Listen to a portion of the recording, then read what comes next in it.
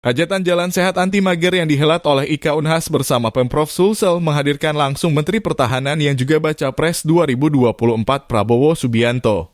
Kegiatan ini melibatkan IKA Unhas dan Asosiasi Pemerintahan Desa hingga para ASN, mulai guru hingga honorer lingkup Pemprov Sulawesi Selatan.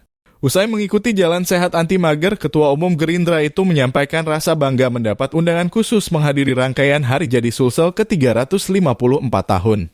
Prabowo hadir di Sulsel seakan puasa bicara politik, baik di atas panggung maupun wawancara langsung. Ia enggan merespon ihwal dirinya sebagai salah satu kontestan di hajatan 5 tahunan itu.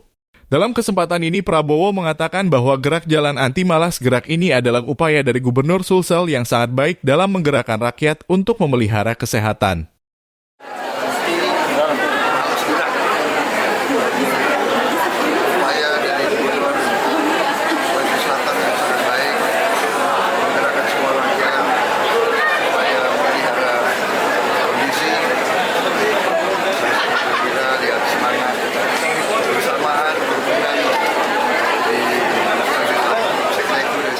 Gubernur Sulsel Andi Sudirman Sulaiman mengapresiasi kehadiran Menhan Prabowo Subianto.